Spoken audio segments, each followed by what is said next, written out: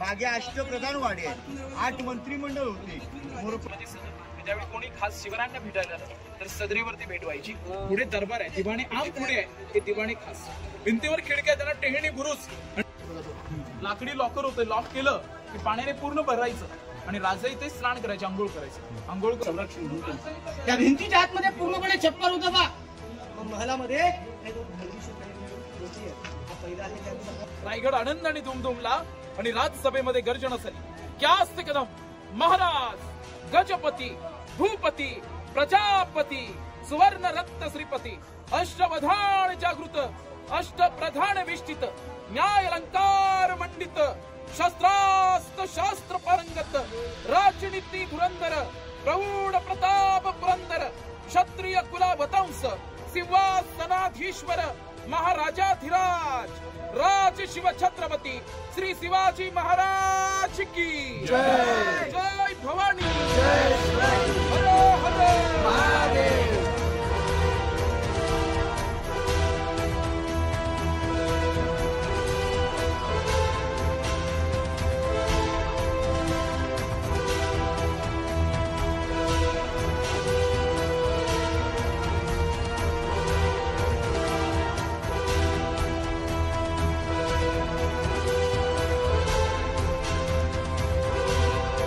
Good morning मित्रांनो, झालेली आहे सकाळ आणि आपण निघालो रायगडला फिरायला. तर हा ब्लॉग तुम्हाला शेवटपर्यंत बघायचाच आहे, ते प्रत्येक वेळेला सांगायची काही गरज नाही आहे. तर आपण निघालो सकाळी घरातून 5 वाजता. तर आपण आता आहे महाड रोड, म्हणजे मुंबई गोवा हायवे हा. तर इथून महाड 9 किलोमीटर आहे, अजून 35 किलोमीटर रायगड आहे. आणि आता वाजलेत 8. घरातून निघालो 5 वाजता, म्हणजे सातारा मार्गे आम्ही महाबळेश्वर करून इकडे आलो. तर आज अशी माझी इच्छा झाली की आज 26 जानेवारी आहे, कुठंतरी जायचं एखाद्या ठिकाणी. तर मला आठवलं रायगड, शिवरायांच्या समाधीला आपण दर्शन घेऊन यायचं आहे. आज 26 जानेवारीचा दिवस चांगला आहे. तिकडं तिकडं घरात टाईमपास करण्यापेक्षा, मूवी बघायला जाण्यापेक्षा आपण कुठेतरी आपल्या इतिहास त्यांनी घडवला आहे त्यांच्या ठिकाणी, म्हणजे त्यांच्या किल्ल्यांवरती जाऊन भेट देऊन आजचा दिवस साजरा करायला आणि झेंडा फडकवायचा असं मला वाटतं. म्हणून मी निघालो रायगडला. तर रायगडला जाताना जे पण काय होणार आहे, म्हणजे तिथं कसं काय सगळं शूट वगैरे मी घेणार आहे ते तुम्हाला मी दाखवतो. तर तुम्ही ह्या ब्लॉगमध्ये तुम्हाला बघायला मिळेलच. रोपवे चालू पाहिजे, कारण रोपवे चालू असेल तर ठीक, नसेल तर आपल्याला जावं लागणार आहे पायऱ्यांवरून. तर बघूया आता रोपवे आहे का. आणि मी जास्त रोडचा काही शूट घेतला नाही, प्रत्येक वेळेला रोड दाखवण्यापेक्षा ब्लॉग हा शॉर्टमध्ये करू आणि व्यवस्थित करू आणि तुम्हाला व्यवस्थित माहिती देऊ. जो कोणी येणार आहे सातारावरून रायगडसाठी त्याला हा ब्लॉग खूप छान असेल. आणि बाकीच्यांनासुद्धा रायगड किल्ल्याबद्दल छोटीशी आणि होईल तेवढी माहिती मी तुम्हाला देईन. हा ब्लॉग शेवटपर्यंत तुम्ही बघा. भेटूयात तुम्हाला रोडमध्ये.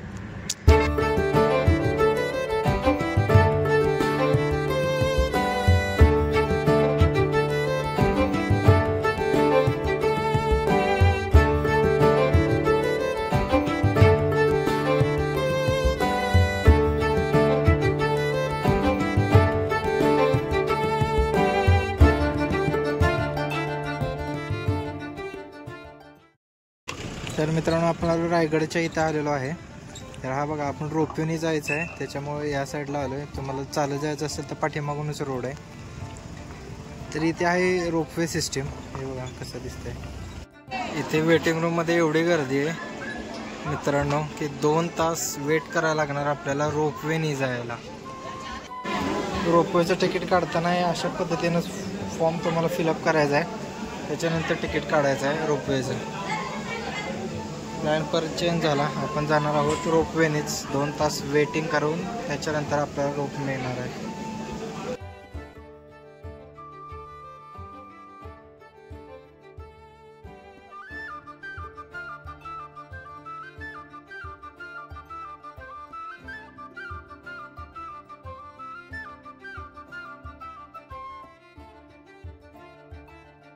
जर तुम्हाला ऑनलाईन स्कॅन करून बुक करायचं असेल तर हे बघा, हा बोर्ड आहे. तुम्ही स्टॉप करून ऑनलाईन बुकिंग करू शकता ना, त्या साईडला तिकीट काढू शकता.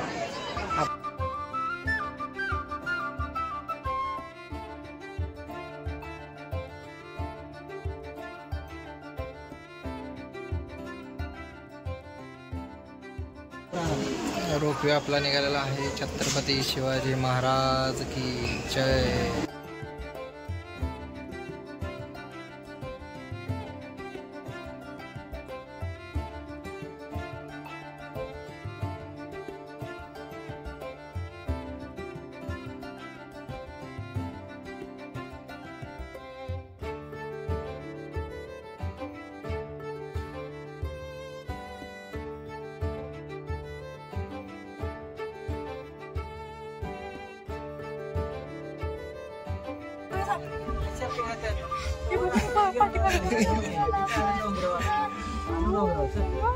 आलं आलं आता झालं, विषय संपला.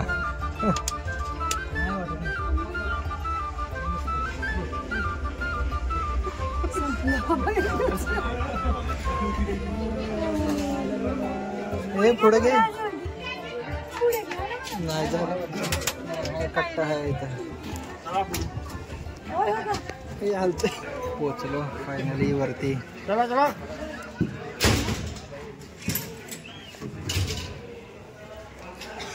काय नाही, इझी इझी. इथे काय नाही वाटली एवढे.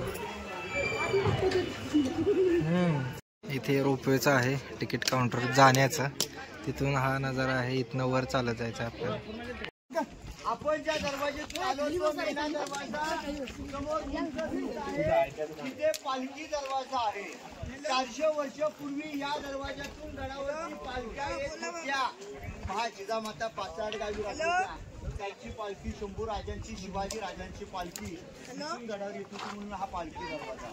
पालखी दरवाजा, मेना दरवाजा, याच्यावरती ही भिंत हिला 6 दालन, 6 राणींचे 6 महल. प्रत्येक महालासमोर हे असे ओट्या आहेत पहा. यांना दाशी ओट्या म्हणतात. दाशींची घरं.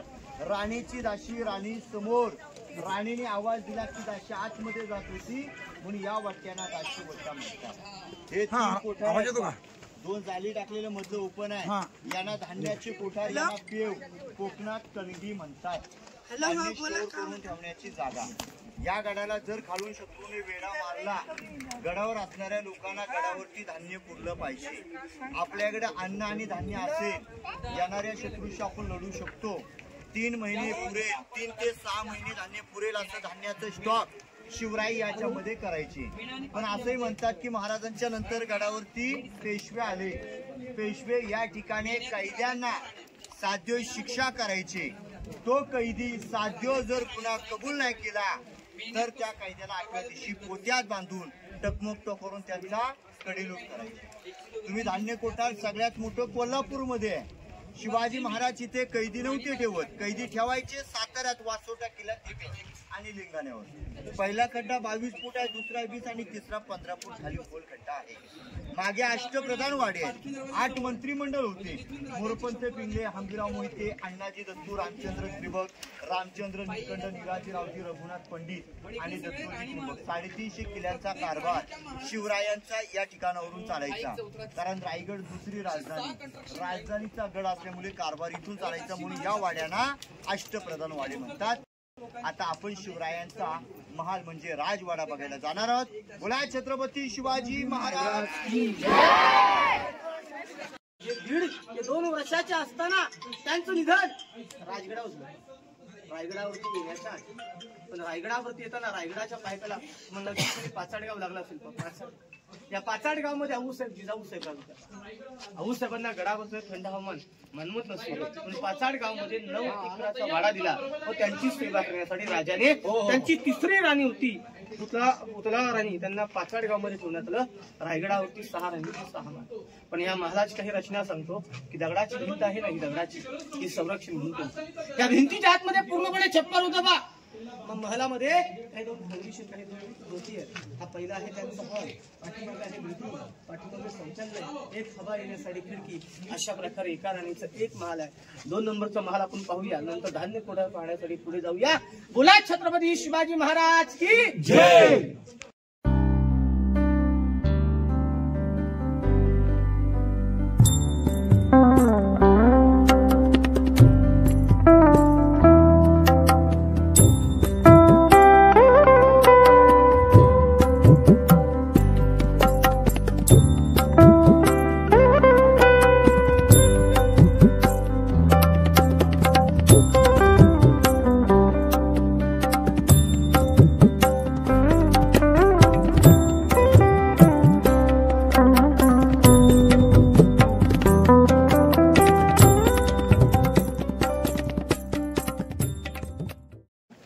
आपल्या पाठीमागे जी उंच भिंत दिसते, या भिंतीपासून आपल्या समोर एक आडवी भिंत आहे आणि समोरच्या आडव्या भिंतीला छोट्या विंडो कोरलेल्या आहेत. त्या समोरच्या भिंतीपर्यंत हा जो मोकळा परिसर तुम्हाला पाहायला मिळतोय, हा आहे छत्रपती शिवरायांचा राहता राजवाडा. हे पॅलेस होतं शिवरायांचं आणि हा वाडा हा पूर्वी 2 मजली उंच होता. समोरच्या या चौथऱ्यावर हे जे चौकड जे पाहायला मिळतात, ते लाकडाचे पिलर्स होते, लाकडी खांब आणि एकावर एक 2 मजले 32 फूट उंच प्रशस्त असा महाराजांचा वाडा. समोर शिवरायांचा हॉल होता, बेडरूम, आणि याच चौथऱ्यावर आपल्या राजांडेगांचा अखेरचा श्वास सोडला. 3 एप्रिल 1680 मध्ये चैत्र पौर्णिमेचा दिवस हनुमंत जयंती होती. तेव्हा दुपारी 12 वाजता महाराजांचं निधन इथे झालं आणि अंतिम यात्रा शिवरायांची 1 किलोमीटरवर नेली. ते दूरवर मंदिर आहे, ते महादेवाचं मंदिर आहे जगदीश्वर, आणि त्या देवळात आपले राजे नेहमी जायचे दर्शनाला. त्या देवळाजवळ अग्नी दिली, समाधी पुढे आहे. निधन त्यांचं या वाड्यात झालं आणि जन्म शिवनेरी किल्ल्यावर झाला पुण्यामध्ये. 19 फेब्रुवारी 1630 चा जन्म आणि 3 एप्रिल 1680 चा निधन. आयुष्य मिळालं अवघं 50 वर्ष. 20 वर्ष बालपण हसता खेळता निघून जातं आणि 30 वर्ष उरले तर मनाला वाटेल असं घर नाही बांधता येत. हिंदवी स्वराज्यात 350 किल्ले उभे करून स्वतःची गादी स्वतः निर्माण करणारे पहिले छत्रपती शिवाजीराजे होते. हा राजवाडा बाजूला पाण्याच्या टाक्यात, पलीकडे अंघोळीचं बाथरूम आहे. पण त्यावेळेचं बाथरूम पाहिलं तर आजच्या काळातले स्विमिंग पूल आहे, वाटप, अशा पद्धतीचं बाथरूम बघू आणि मग महाराजांच्या गॅलरीमध्ये. लाकडी लॉकर होतं, लॉक केलं की पाण्याने पूर्ण भरायचं आणि राजे इथे स्नान करायचे, आंघोळ करायचे. आंघोळ करून राजे वाड्यामध्ये निघून गेले की मग आउटलेट ओपन करायचं. जे स्नान केले ते पाणी बाहेर सोडायचं, स्वच्छ पाण्याने क्लीन करायचं. आहे तसंच लॉक करून कावडीने पाणी भरायचे. रचना पुढे आली आणि स्विमिंग पूल, बाटप ही लोकांनी नावं दिली. ही रचना महाराजांच्या काळात.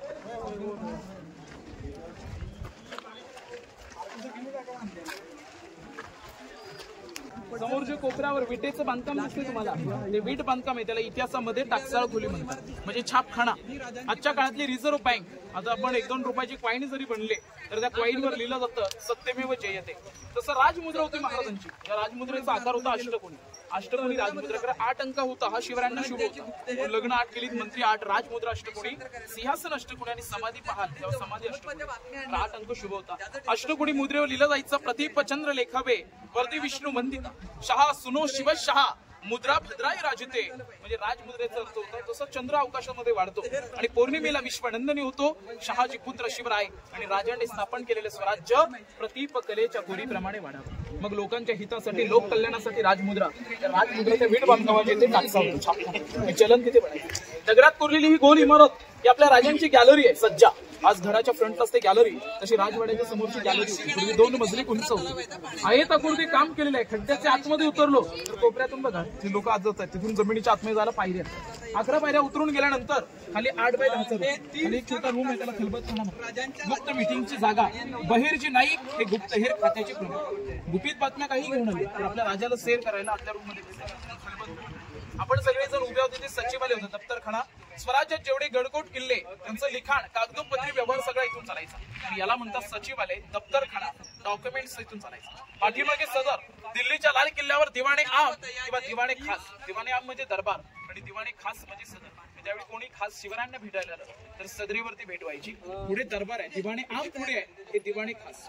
भिंतीवर खिडक्या, त्यांना टेहणी बुरुज, आणि बुरुजातून तुम्ही खाली पाहिलं तर खाली एक खूप मोठा तलाव दिसतो. त्या तलावाचं नाव आहे गंगासागर तलाव. रायगडात तुम्ही एकूण 11 तलाव आहे. 11 तलावांपैकी सगळ्यात मोठा तलाव आहे तो गंगासागर. 32 फूट खोल आणि 128 मीटर मध्ये पसरलेला भव्य तलाव गंगासागर म्हणतात. राज्याभिषेकाला काशीवरून गागाभट नावाचे ब्राह्मण आलेले आणि नद्यांचं आणि सागरांचं पाणी त्याने अभिषेक केला. राज्याभिषेक सोहळा रायगडावर पार पडला आणि उरलेलं पाणी या तळ्यात विसर्जन. मग त्याने 2 ओळीची कविता लिहिली. गंगा यमुना आणि नर्मदा यांच्या आल्या साऱ्या बहिणी आणि राज्याभिषेकाला आणलं हे पाणी. जल झालं तीर्थाचं घर आणि नाव तयाचं गंगासागर. राज्याभिषेकाला आणलेलं पाणी इथे विसर्जन केलंय म्हणून गंगासागर असं नामकरण केलं. वीट बांधकाम केलं. विजय स्तंभ आहे. शिवरायांनी कोणताही किल्ला जिंकला आणि राजे रायगडावरती आले की मेन गेटवर तोफेचा आवाज देऊन ते भगवा ध्वज फडकवले. रायगडावर भगवा फडकला की आजूबाजूच्या गावातील लोकांना कळायचं महाराज जिंकून आले.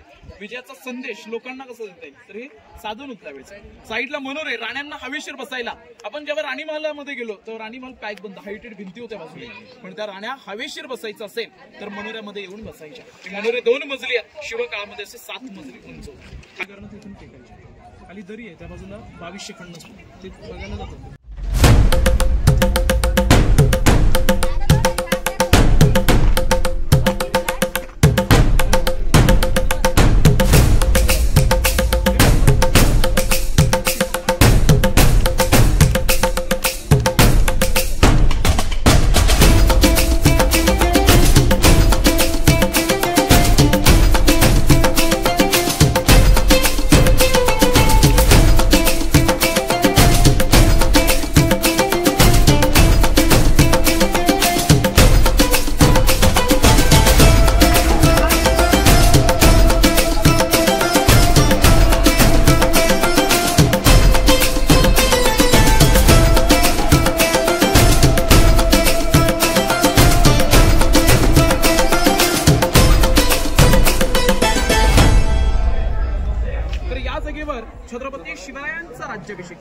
आणि त्याच राज्याभिषेकाचं आपण पोस्टर छायाचित्र पाहत असतो. पोस्टरमध्ये जे वैभव आपल्याला पाहायला मिळतं तेच वैभव त्यावेळी इथे होतं. हा पूर्ण दरबार त्यावेळी मखमली पडदे आणि पैठणी कापडाने पूर्णपणे कापडलेला आणि त्यावेळी इथे आपल्या राजांचं रत्न जडीत 32 मनाचं सुवर्ण सोन्याचं सिंहासन. एक मन म्हटलं तर 40 किलो 1280 किलो वजनाचं सिंहासन होतं 32 मनाचं. पण आज तुम्हाला जी पाहायला मिळते त्या सिंहासनाची एक प्रतिकृती आपल्या भारताचे 7वे राष्ट्रपती डॉक्टर ज्ञानी जलसिंग यांच्यातून मेघडंबरी सिंहासनाचं उजेड आणि मेघडंबरी आतमध्ये जी मूर्ती आहे राजांची की 6 जून 2009 ला राजांचे वारसदार कोल्हापूरचे युवराज छत्रपती संभाजी राजे आणि 6 जून 2009 ला सिंहासनाच्या गादीपासून नगरखान्याच्या या उंच इमारतीपर्यंत हे मधलं अंतर आपण जर पाहिलं तरी 250 फुटापेक्षा जास्त. लाऊड स्पीकर माईक नव्हते शिवकाळात. राजे सिंहासनामधून बोलले आवाज कोपऱ्यात असलेल्या व्यक्तीपर्यंत यायचा आणि इथे असलेला व्यक्ती कुजबुजला तरी तो सिंहासनापर्यंत आवाज जातो. इकोसिस्टम बोलतात त्याला, वास्तुशास्त्र. जर पब्लिक कमी असतं तर आम्ही प्रत्येक ग्रुपला दाखवतो इथे कागदाचा तुकडा जरी फाडला तरी तो आवाज सिंहासनात जातो. अजूनही आता दरबार ओपन आहे पण कल्पना करा पॅक असताना किती क्लिअर आवाज जात असेल. पण इथे शिवराज्याभिषेक सोहळा पार पडला आणि त्या राज्याभिषेकाची दिनांक होती 6 जून 1674. शनिवारचा तो दिवस आपले राजे छत्रपती होतील आणि आनंदाचा क्षण पाहण्यासाठी 6000 मावळ्यांची गर्दी झाली. इथे येणारा व्यक्ती म्हणजे रुबाबदार, डोक्याला भगवा फेटा आणि कमरेला भगवे सेले, पिळदार मिश असणारे मावळे मिशीला पीळ देत शिवरायांच्या आगमनाची वाट पाहत. राजे पहाटे 4 ला उठले, राजवाड्यामध्ये स्नान केलं आणि शाही पोशाख अंगावर परिधान करून कपाळी चंद्रकोर, डोक्यावर जिरेटोप आणि गळ्यात कवड्याच्या माळा घालून देवदर्शन करायला निघाले. तर गड दैवत शिरकाई मातेच्या देवळात शिरकाई देवीला नमस्कार केला. प्रसन्न देवता म्हणून तुळजापूरच्या भवानी देवीला साकडं घातलं. मग जगदीश्वरात अभिषेक घातला आणि त्या जगदीश्वराच्या देवळाकडून शिवरायांची मिरवणूक त्या हत्तीच्या अंबारीतून वाजत गाजत त्या नगारखान्याच्या गेट जवळ आणि या गेटच्या बाहेर ती अंबारी थांबली. अंबारीतून राजे खाली उतरले. गेट मधून शिवरायांचा प्रवेश होत होता तर दरबारातले 6000 मावळे उभे राहिले. हर हर महादेव गर्जना करत डोक्यावरचे फेटे हातात गुंडाळले आणि प्रत्येक मावळ्याने प्रत्येक सरदाराने आपल्या राजाला इथे मानाचा मुजरा दिला आणि तो मानाचा मुजरा आपल्या राजांनी इथे स्वीकारला. त्यांची नजर इथे भरलेल्या प्रजेकडे गेली. 6000 जनता बसले त्या दरबारामध्ये. 6000 जनता आणि ते रत्न जडीत सोन्याचं सिंहासन त्यावेळी पाहिलं आणि त्यांचं इथे हृदय भरलं. पावलं थरथर कापायला लागली, त्यांची पाय लटलट करायला लागले आणि अशा स्थितीमध्ये राजे सिंहासनाकडे निघाले. मानाचा मुजरा केला तर स्वीकार करत सिंहासनाच्या जवळ जाऊन बराच वेळ विचार केला आणि राजे या दरबाराकडे पाहून त्यांचं हृदय भरून येण्याचं कारण तरी काय होतं तर कारण होतं ज्या मावळ्यांच्या जीवावर हे साम्राज्य उभं केलं होतं आपल्या राजांनी ते जीवाभावाचे मावळे या दरबारात हजर नव्हते. प्रत्येक खिंडीमध्ये प्रत्येक युद्धामध्ये प्राणाचं बलिदान देणारा व्यक्ती या दरबारात नाही म्हणून शिवरायांचं हृदय भरलं. तेव्हा राजे आऊसाहेबांना म्हटले की आऊसाहेब हिंदवी स्वराज्याची पहिली पायरी चढताच आम्हास देखील आमचे मावळे आठवतात. आधी लगीन कोंढाण्याचं आणि मग माझ्या रायबाचं हे सांगणारा माझा तानाजी नाही. दुसरी पायरी चढताना प्रतापराव गुजरांची याद आली. निसरीच्या खिंडीमध्ये नुकतेच मारले गेले प्रतापराव गुजर. तिसरी पायरी चढताना बाजीप्रभूंची याद आली. 52 खिंड लढवताना कामे आलेले बाजीप्रभू. लाख मेले तरी चालतील असे पण लाखाचे पोसिंदे आहात राजे. राजे विशाळगड गाठा तोपर्यंत एकाही गणिमाला पुढे येऊ देणार नाही असा शब्द दिला होता ते बाजीप्रभू. राजांचं रूप घेऊन सिद्धीला भेटायला गेलेले शिवा काशीत असे असंख्य मावळे होते त्यांनी प्राणाचं बलिदान. पण त्यांच्या विधवा बायकांनी लहान मुलं पाहून महाराजांना वाईट वाटलं. तेव्हा प्रत्येक सरदाराचं नाव घेत सिंहासनाकडे जाऊन मुजरा केला सिंहासनाला. आऊसाहेबांचं दर्शन केलं आणि मग राजे सिंहासनात विराजमान झाले. राजे छत्रपती झाले. नगरखान्यावर नगारे सनई वाजायला लागल्या. मेन गेटवर 21 तोफांचा आवाज झाला. सह्याद्रीचे कडे जागे झाले. रायगड आनंदाने दुमदुमला आणि राजसभेमध्ये गर्जना झाली. क्या असते कदम महाराज गजपती भूपती प्रजापती सुवर्ण रत्न श्रीपती अष्टवधान जागृत अष्टप्रधान विष्टित न्याय अलंकार मंडित शस्त्रास्त्र शास्त्र पारंगत राजनीती धुरंधर प्रौढ प्रताप पुरंदर क्षत्रिय कुलावतंस सिंहासनाधीश्वर महाराजाधिराज राज शिव छत्रपती श्री शिवाजी महाराज की जय. जय भवानी जय शिवाजी हर हर महादेव. गर्जना अशा घोषणावर राज्याभिषेक झाला आणि येणाऱ्या प्रजेच्या स्वागतासाठी आपल्या राजाने गेट समोर हत्ती उभे केले होते. राज्याभिषेकाला गडावर ब्रिटिशाला इंग्रज उंच दिफाट व्यक्ती रायगड चढताना फार थकलेला दमछाक झाली होती आणि राजसभेमध्ये हत्ती पाहून इंग्रज आश्चर्यचकित होतो की 2 पायाचा माणूस मी गडावर येताना थकलो, हे 4 पायाचे बलाढ्य प्राणी हत्ती हे इथपर्यंत आले कसे? तर हत्ती येणे रायगडावर शक्य नव्हतं. राजे फार ग्रेट बुद्धीने चालाक होते. हत्ती येणं शक्य नाही. मग राजाने अगोदर हत्तीच्या लहान पिल्लांना आणि गडावर हत्तीला मोठे केले. ही होती दूरदृष्टी होता गणिमी काबा. म्हणून कणभर मराठे मनभर मोगलांना भारी पडले होते गणिमी काब्याच्या जीवावर.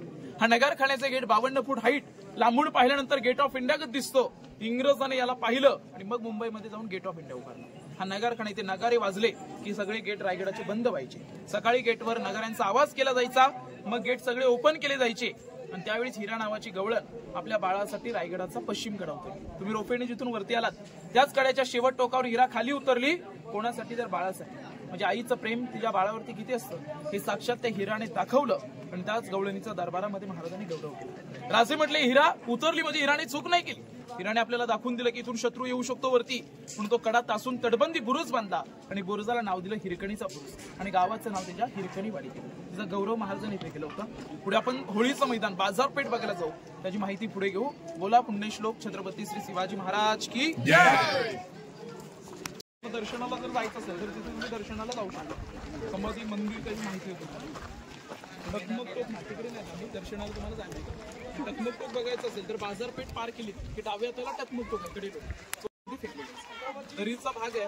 तसं रोपेतून तुम्ही खाली पाहिलं त्यावेळेस दरीचा भाग बघायला नको जातो, बाकी काही बघायला नको. दरी बघा. समोर जे मोकळं ग्राउंड तुम्हाला पाहायला मिळतंय त्या मोकळ्या मैदानाला होळीचं मैदान म्हटलं गेलं. म्हणजे ज्यावेळी आपल्याकडे मार्च महिना येतो, शिमगा येतो आणि आपण जसे आपल्या गावी होळी पेटवतो तर शिवकाळामध्ये इथे होळी पेटायची आणि रायगडावर होळी पेटली मग गावाच्या गडकिल्ल्यांच्या होळी पेटायच्या. होळीमध्ये नारळ अर्पण केला जायचा. मग कोणी बहादर होळीत टाकलेला नारळ हाताने बाहेर काढेल तर त्याला सोन्याचं कडं आणि मानाचा घोडा बक्षीस म्हणून दिलं जायचं. ग्राउंड पुढे पसरलेली ही जी इमारत पाहायला मिळते हे मार्केट आहे, बाजारपेठ. आणि या बाजारपेठीची लांबी आपण पाहिली तर 800 फूट बाजारपेठ लांब गेलेली आहे. 40 फुटाचा मध्ये रस्ता, डाव्या हाताला 22, उजव्या हाताला 22, 44 दुकानं. पण जमिनीपासून हाईटवर का? तर घोड्यावर बसून बाजार केला जायचा.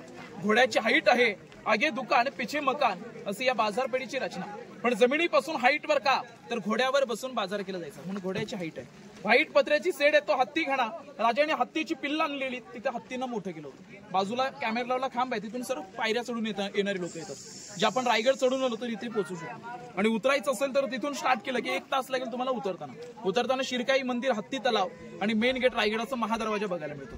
सरळ रस्त्याने पुढे गेलात की तुम्ही पुढे मंदिरात जाणार. जगदीश्वराच्या माहिती देण्याचं काम माझं दर्शनाला तुम्हाला पुढे जायचं. देवळाचा आकार पाहिला तर शंकर महादेवाचं मंदिर पण आकाराने एखाद्या मस्जिदीसारखं दिसतं. त्याला मशिदीसारखा आकार का? तर मोगली काळ होता. देवळा मंदिरं पाहिलीत की मोगल तोडफोड करायचे.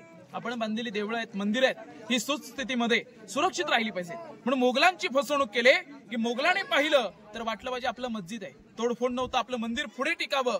पण त्याला बाहेरून डिझाईन मस्जिद सारखं दिलं. मंदिराच्या आतमध्ये शिवलिंग, हनुमंतरायाची मूर्ती आहे आणि मंदिराच्या समोर गोलाकार व्हाईट कलरचं घुमट, ती छत्रपती शिवरायांची समाधी. समाधीचा जो मूळ चौथर आहे तो संभाजी राजांनी बांधला, पण समाधीचा जीर्णोद्धार केला ते महात्मा ज्योतिबा फुले. 1869 मध्ये या समाधीचा जीर्णोद्धार केला. 1870 मध्ये पहिली शिवजयंती पुण्यामध्ये चालू झाली. 1926 पर्यंत समाधीचं रिपेअर, डागडुजी करण्याचं काम चालू होतं. मंदिर समाधीकडे जाताना काही रस्त्यामध्ये उजव्या डाव्याला बांधकामं दिसतील. ही सैनिक लोकांची घरं, प्रजेची घरं होती. ती मंत्रिमंडळाची जसे आपण घरं पाहिलीत, राण्यांची घरं, तशी आपल्या प्रजेची घरं इकडे होती. आणि मंदिर समाधी हिरोजी इंदुळकर ज्याने किल्ला बांधला त्यांचं नाव आहे तिथे. सेवेची ठाई तत्पर हिरोजी इंदुळकर, तर हिरोजींचं नाव. जगदीश्वर मंदिर समाधीला नतमस्तक व्हा आणि तिथून परतीचा प्रवास. कारण मनुष्याने जर जन्माला आलो तर वारीतला वारकरी ज्याप्रमाणे सांगतो की एकदा पंढरीची वारी करा, तशी मराठ्याने जीवनात एकदा तरी रायगड वारी आणि छत्रपती शिवरायांच्या समाधी स्थळावर नतमस्तक व्हावं. सिंहासनाजवळ गेलो तर मानाचा मुजरा करावा, कारण राजे होते म्हणून आपण आहोत. म्हणून कविभूषण म्हणतात, काशीहून की कला जाती मथुरा आणि मस्जिद वस्ती, अगर न होते मेरे शिवराय तर सुन्नत सबकी होती. आपली महत्वाची माहिती झालेली आहे. जय हिंद, जय महाराष्ट्र.